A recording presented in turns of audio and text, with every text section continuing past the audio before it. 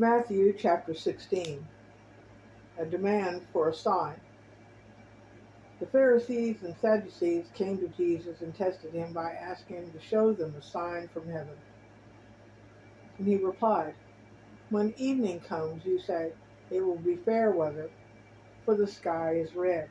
And in the morning, 'Today it will be stormy, for the sky is red and overcast.' You know how to interpret the appearances of the sky, but you cannot interpret the signs of the times. A wicked and adulterous generation looks for signs, but none will be given except the sign of Jonah." Jesus then left them and went away. The yeast of the Pharisees and Sadducees. When they went across the lake, the disciples forgot to take bread. "Be careful," Jesus said to them. "Be on your guard against the yeast of the Pharisees and Sadducees." They discussed this among themselves and said, "Is it because we didn't bring any bread?" Aware of the discussion, Jesus asked, "You of little faith, why are you talking among yourselves about having no bread? Do you still not understand? Don't you remember the 5 loaves for the 5,000 and how many basketfuls you gathered?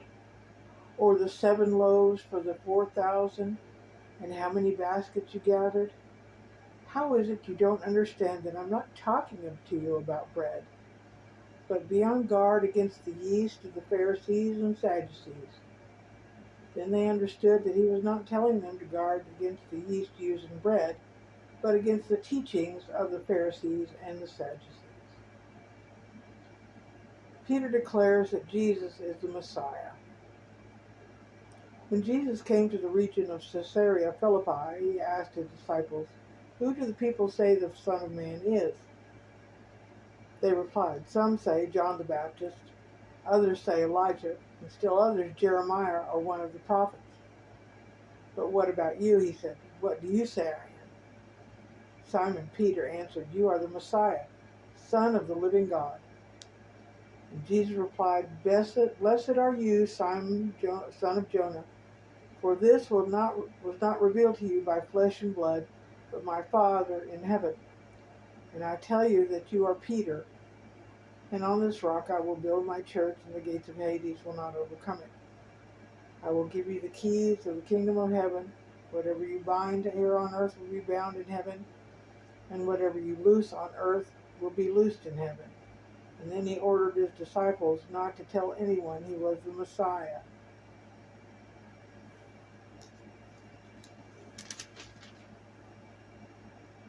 Jesus predicts his death. From that time on, Jesus began to explain to his disciples that he must go to Jerusalem and suffer many things at the hands of the elders, the chief priests, and the teachers of the law, and that he must be killed and on the 3rd day be raised to life. Peter took him aside and began to rebuke him. "Never, Lord," he said, "this shall never happen to you." And Jesus turned and said to Peter, "Get behind me, Satan. You're a stumbling block to me. You do not have in mind the concerns of God, but merely human concerns." Then Jesus said to his disciples, "Whoever wants to be my disciple must deny themselves, take up their cross, and follow me. And whoever wants to save their life will lose it. Whoever loses their life for me will find it. What good will it be for someone to gain the whole world, yet forfeit his soul? Or what can anyone give in exchange for his soul? For the Son of Man is going to come in his Father's glory with many angels, and then he will reward each person according to what they have done. Truly I tell you, some who are standing here will not taste death before they see the Son of Man coming in his kingdom." Why did Jesus call Peter Satan? Peter's suggestion that Jesus should not fulfill his mission of death and resurrection was not unlike the temptation Satan himself had presented to Jesus on an earlier occasion. What did the cross mean for people of Jesus' day? This phrase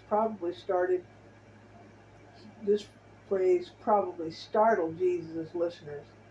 The condemned criminal was usually forced to carry his cross, but Jesus laid down his life voluntarily, and he asked us to do the same. On what rock did Jesus build his church? Some believe Jesus meant that he would build his church on the rock-solid truth of his identity as the Son of God, which Peter had just acknowledged. However, the apostles played the crucial role in establishing the church foundation. In fact, Peter, whose nickname was given him by Jesus, means rock, may very well have been the first person to grasp the true identity of Jesus.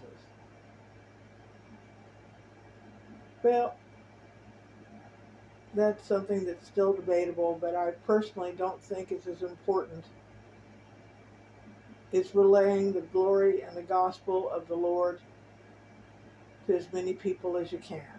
So who's first and who's on first and who's on second matters not. What matters is we follow Jesus Christ and rely on him only and listen to him only, and the Holy Spirit and the Father will bless us. Thank you for listening.